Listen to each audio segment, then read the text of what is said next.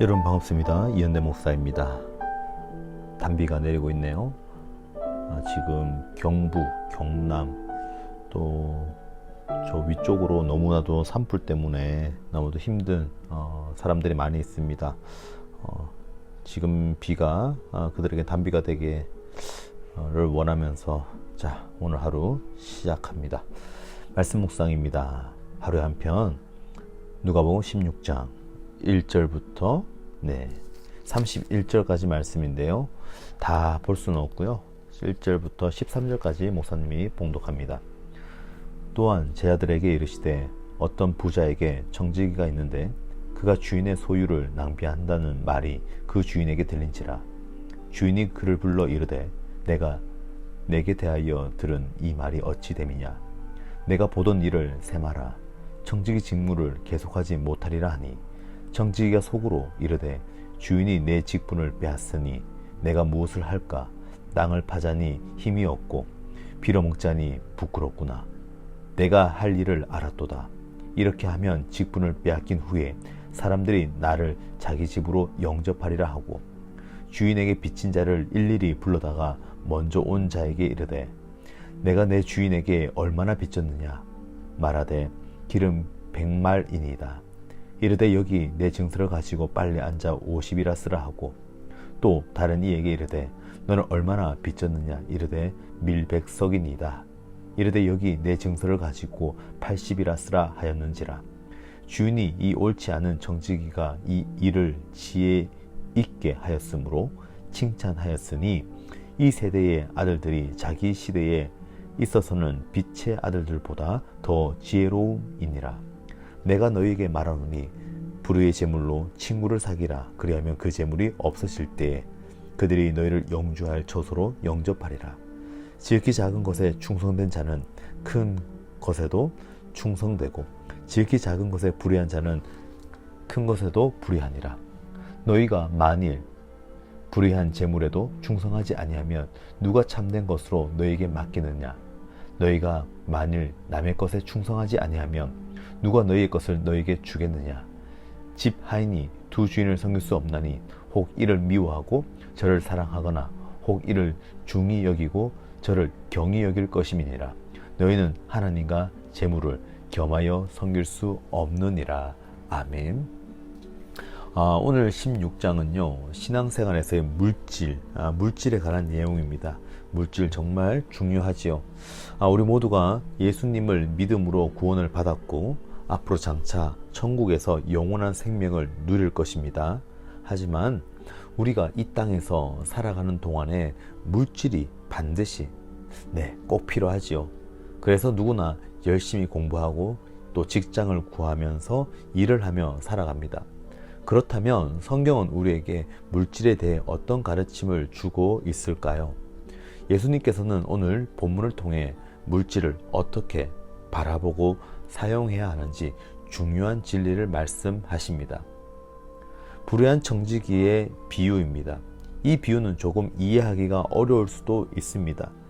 어떤 청지기가 주인의 재산을 관리하고 있는데 정직하지 못해서 해고될 위기에 처했습니다.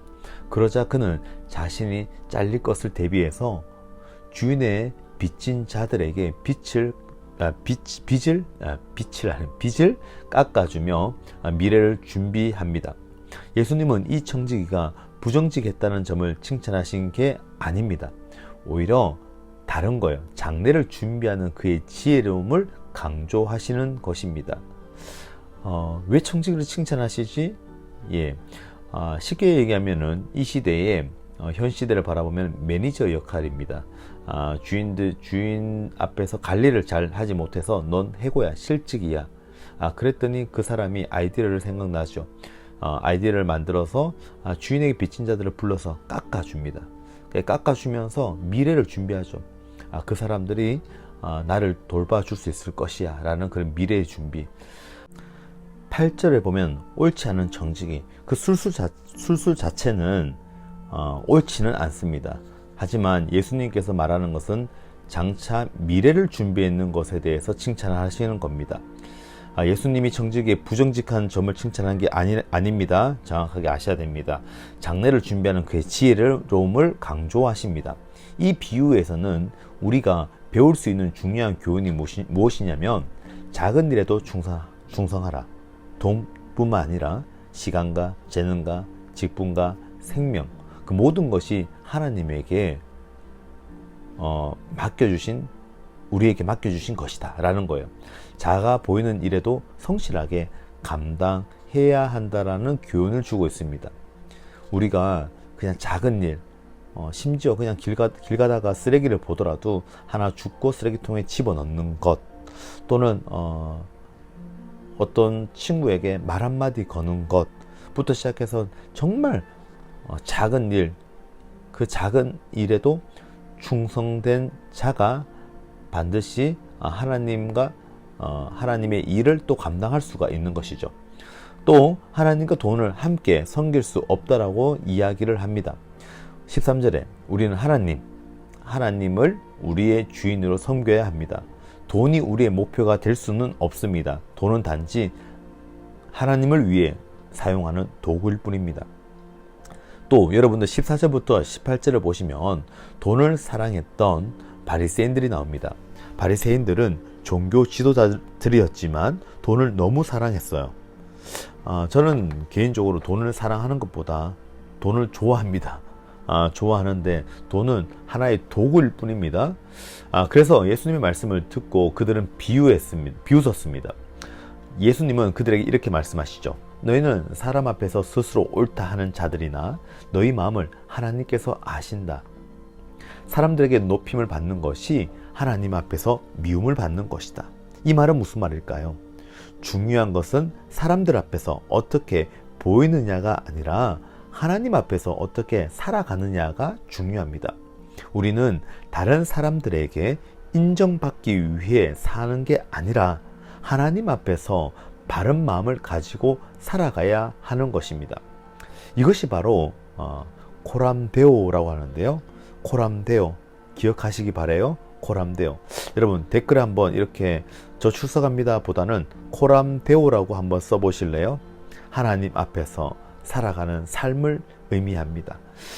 부자와 또 거지 나사로의 비유가 또 19절부터 31절까지 이렇게 쭉 나와 있습니다. 돈을 이 땅의 삶의 전부가 아니라고 끊임없이 주님은 비유로 말씀하고 있습니다. 물질이 전부가 아니다. 보이지 않는 그 하나님의 시선과 하늘의 소망, 하늘의 유업들을 장차 우리는 기대하고 나가야 하는 것이죠. 우리는 살아있는 동안에 예수님을 믿고 하나님을 사랑하며 이웃을 사랑해야 합니다. 물질을 어떻게 사용해야 할까요? 우리는 돈을 하나님을 위해서 사용해야 됩니다. 예를 들어서 이런 거죠. 사랑을 베푸는 일, 전도하고 선교하는 일, 하나님의 나라를 위해 헌신하는 일. 저도 돈을 벌겠죠. 물론 버는 게 교회에서 사례비를 받는 것입니다. 또 제가 아르바이트를 할 수도 있고, 물론 아르바이트 할 시간도 없겠지만은 돈이 들어올 때가 있죠.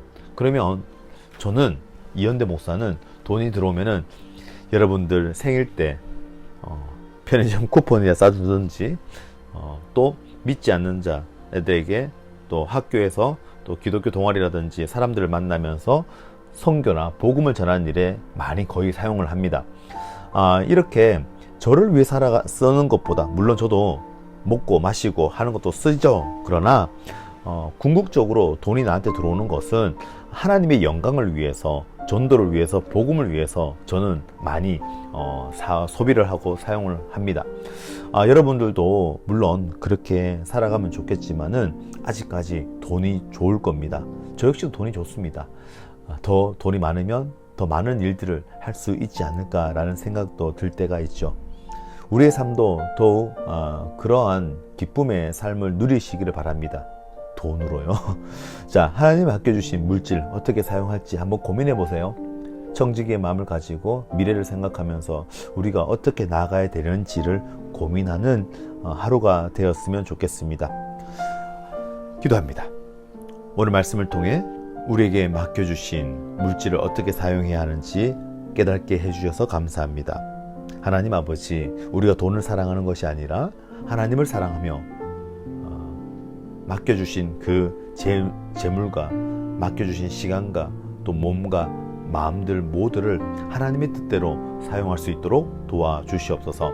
작은 일에도 충성하는 사람이 되게 하시고 하나님을 우리의 주인으로 섬기며 살아가는 우리 중고등부 친구들, 그리고 모든 지금 방송을 듣고 있는 모든 자들까지 하나님 함께 살아가는 자가 되게 도와주시옵소서.